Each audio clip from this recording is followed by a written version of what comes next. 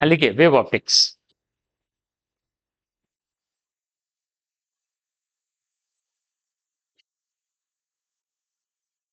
ध्यान दो।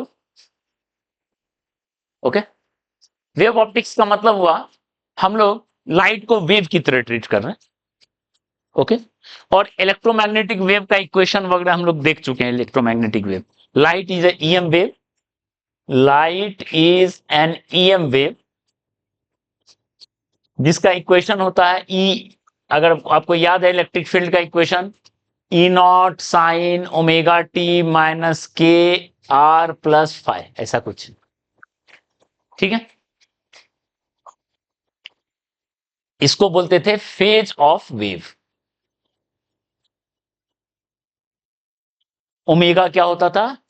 2 पाई F frequency, के होता था 2 पाई बाय लैम्डा वेवलेंथ, याद है? ठीक है, ओमेगा बाई के या लैम्डा इंटू एफ, ये होता था वेव स्पीड। ये था कहानी, ये वेव। ठीक है, ऑसिलेशन है, ये ऑसिलेशन है। तो मान लो एक वेव है S1 S2, दो सोर्स है। ठीक है, S1 and S2 are two coherent source. Coherent sources का मतलब हुआ सेम फ्रीक्वेंसी, जिसमें ओमेगा का वैल्यू, फ्रीक्वेंसी क्या है वेव का? सेम। ठीक है, क्लियर है? ये अपने चारों तरफ वेव भेज रहा है, S1 एंड S2, दो point. Coherent source, coherent source का मतलब हुआ जिनमें सेम फ्रीक्वेंसी हो। ओके, ठीक है, कोहेरेंट सोर्स का मतलब हुआ जिसमें सेम फ्रीक्वेंसी हो।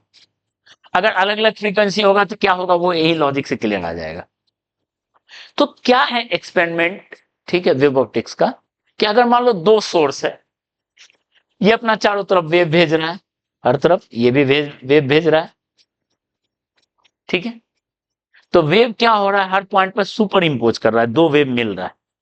तीन सोर्स रहता तो तीन वेव मिलता। ठीक है, यानी waves super impose at various position. ये पॉइंट डायग्राम से क्लियर है इन स्पेस? यानी वेव सुपर इंपोज कर रहा है, मतलब दो ऑसिलेशन मिल रहा है, दोनों का अपना अपना ऑसिलेशन हो रहा है। मतलब इसका मतलब हुआ two oscillations in same direction super impose.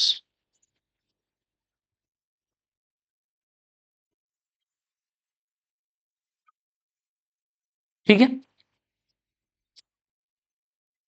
दो ऑसिलेशन सेम डायरेक्शन में क्या हो रहा है, सुपर इंपोज हो रहा है। ओके, ओके, सेम डायरेक्शन में। हाँ, क्योंकि ऑलरेडी बता चुके थे कि लाइट जैसे ट्रेवल करता है उसके परपेंडिकुलर ऑसिलेशन होता है। तो आप ये डायग्राम मत देखो, आप ये देखो, S1 ये था, S2 ये था। यहां हम देख रहे हैं एक ऐसे लाइट गया, एक ऐसे गया, तो ऑसिलेशन किस डायरेक्शन में होगा? इस डायरेक्शन में होगा। ऑसिलेशन का डायरेक्शन देखो,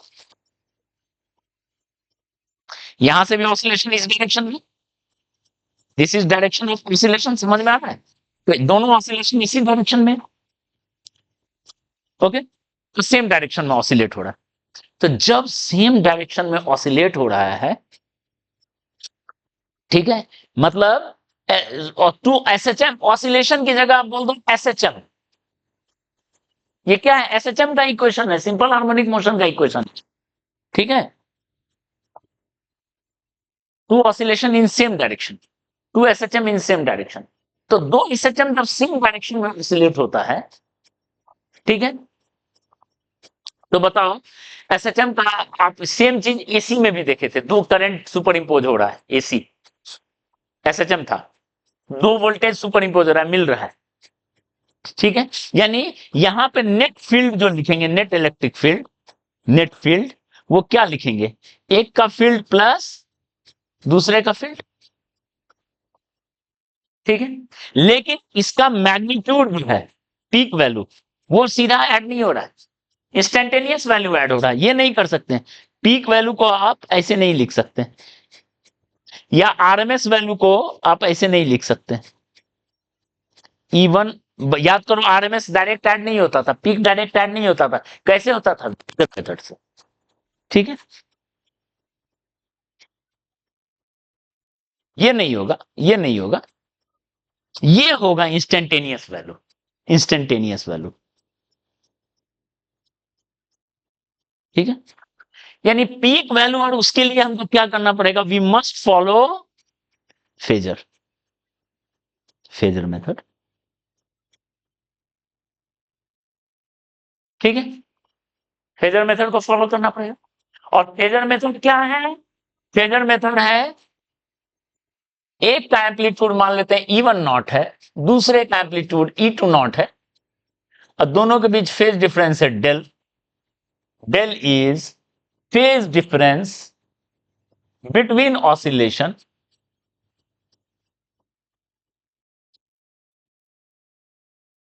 एट गिवन पॉइंट,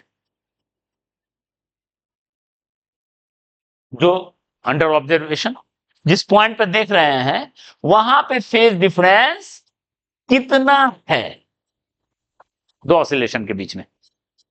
अब वो क्या होगा वो निकालेंगे। अगर डेल है तो यहां नेट एम्पलीट्यूड क्या लिखेंगे बताइए? ई नॉट स्क्वायर इक्वल टू, ठीक है, नेट जो नेट का एम्पलीट्यूड का स्क्वायर क्या लिखेंगे बताओ? E1 not square two E2 not square, यही लिखते हैं ना, two E1 not E2 not cos del, देखेंगे।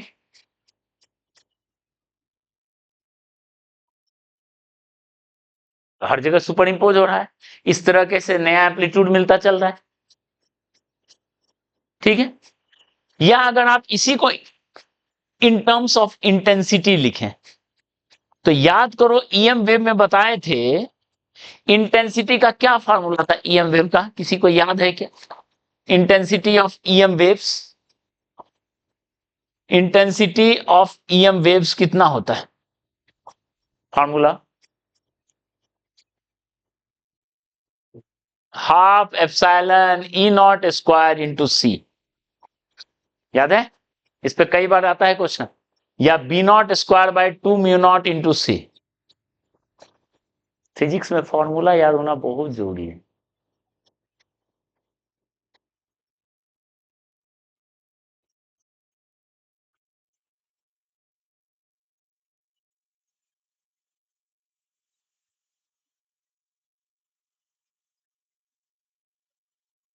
ठीक है, चलो खैर, तो यहां से हम देखें क्या, इंटेंसिटी देखो, intensity directly proportional to amplitude का स्क्वायर है क्या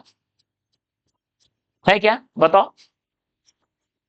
एम्पलीट्यूड का स्क्वायर है, यानी यहां एम्पलीट्यूड का स्क्वायर है, यानी अगर इसको नेट इंटेंसिटी आई नॉट लिखें, सब प्रोपोर्शन में है, अगर ई नॉट के करस्पॉन्डिंग एम्पलीट्यूड है आई नॉट, तो ई वन नॉट के करस्पॉन्डिंग इंटेंसिटी क्या होगा? आई वन नॉट, क्योंकि स्क्वायर है, आई टू नॉट प्लस, या आई वन आई टू कर दो ना, आई वन आई टू, ठीक है, intensity two root I one, यानी नेट इंटेंसिटी किसी लोकेशन पे ये हो गया, नेट एम्पलीट्यूड किसी लोकेशन पे ये हो। ठीक है, क्लियर है? ये पॉइंट क्लियर है? ओके, हाँ, net intensity, net intensity at given location where phase difference is del,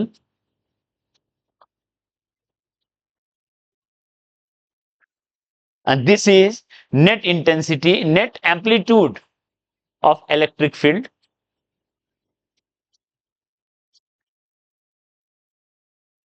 at given location where phase difference is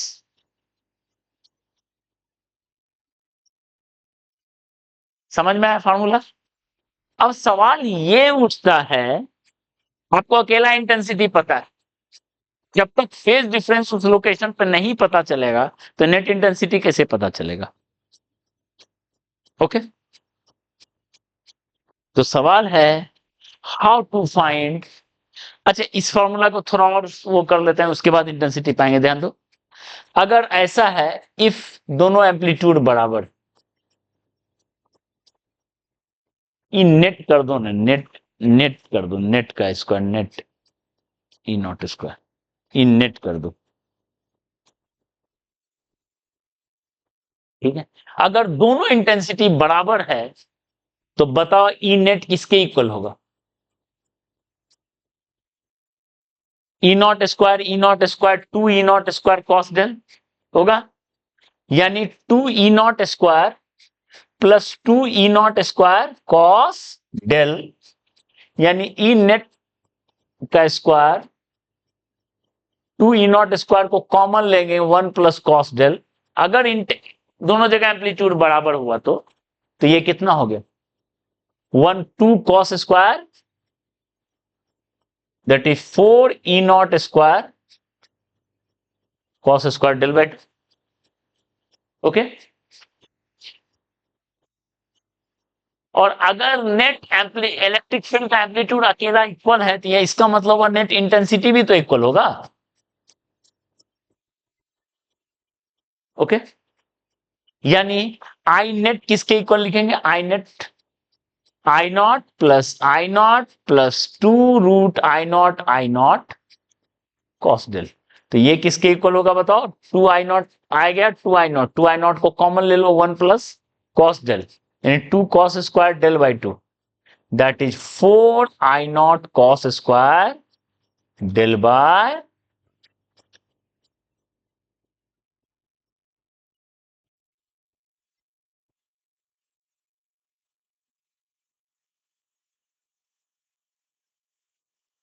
ठीक है, क्लियर है, फंडामेंटल समझ में आ रहा है। ओके, अब सवाल है how to find at given position.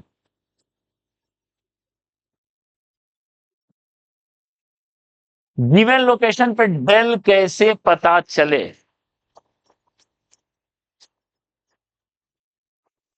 ठीक है, गिवन लोकेशन पे डेल कैसे पता चले।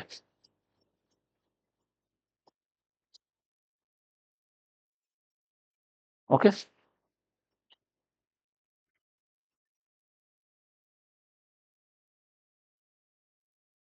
तो डेल कैसे पता चले, तो बताओ हम लोग क्या निकालना है, फेज डिफरेंस निकालना है। फेज मतलब होता है ओमेगा टी माइनस के आर प्लस फाइव। ठीक है, मतलब एक सोर्स है S1, एक सोर्स है S2, यहां पर निकालना है। मान लो ये डिस्टेंस चला है R1, ये डिस्टेंस चला है R2। इस मीडियम में वेव स्पीड है v, v equal to c by n, where n is refractive index. ठीक है, n रिफ्रैक्टिव इंडेक्स। ठीक है, इस मीडियम में वेवलेंथ इज लैम्डा। ठीक है, लैम्डा वेवलेंथ है, जो कि लैम्डा वैक्यूम बाय क्या होगा, n। यही होता है, अगर वैक्यूम में लैम्डा वैक्यूम रहता तो बाय n हो जाता। क्लियर है। और व्हाट अबाउट फ्रीक्वेंसी, इसका फ्रीक्वेंसी f और इसका फ्रीक्वेंसी f, क्यों, दोनों कोहेरेंट है, दोनों कोहेरेंट अभी हम ले रहे हैं, मतलब दोनों का फ्रीक्वेंसी सेम है। तो बताओ फेज का मतलब क्या हुआ, ये है फेज ऑफ वेव, पूरा स्टेटमेंट देखो। ठीक है, तो फेज डिफरेंस किसके इक्वल हुआ, difference of phases at given location. ठीक है, तो बताओ क्या लिखेंगे, एक कब लिखें, ओमेगा दोनों का सेम होगा, एक चला, अच्छा दोनों का के कितना होगा, के भी दोनों का सेम होगा 2 पाई बाय लैम्डा, के भी डिफरेंट नहीं है, सेम मीडियम है तो सेम स्पीड दोनों का, फ्रीक्वेंसी भी सेम है तो लैम्डा भी सेम, के भी सेम, तो एक चला है R1 और एक का इनिशियल फेज लिखे φ1, और पूरा स्टेटमेंट देखो, में से माइनस क्या करेंगे,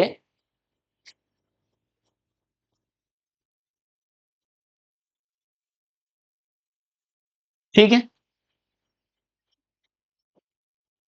तो आया φ1 माइनस φ2, ओमेगा ओमेगा कट गया, अब देखो इन कोहेरेंट और इनकोहेरेंट का मतलब समझ में आया, प्लस के का मतलब 2 pi by lambda into R2 minus,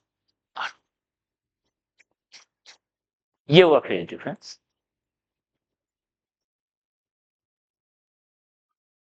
ठीक है, फेज डिफरेंस, ओके, ये मतलब हुआ, इसको बोलेंगे इनिशियल फेज डिफरेंस, शुरू में अपना सोर्स में कितना डिफरेंस, ठीक है, जब R का वैल्यू 0 कर दो, T का वैल्यू 0 कर दो, फाइव बचेगा, यानी इनिशियल फेज डिफरेंस, दोनों सोर्स में इनिशियली कितना फेज डिफरेंस है, ओके, ये हुआ 2 पाई बाय लैम्डा, और R2 माइनस R1 क्या हो गया, ये R2 और ये R1, इसको बोल सकते हैं पाथ डिफरेंस,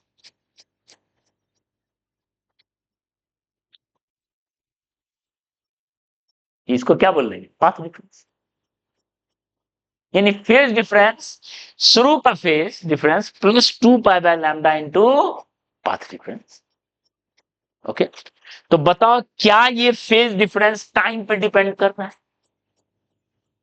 टाइम पे डिपेंड नहीं कर रहा है, क्योंकि ओमेगा ओमेगा सेम है, as omega 1 equal to omega 2 equal to omega, so phase difference at given location is independent of time,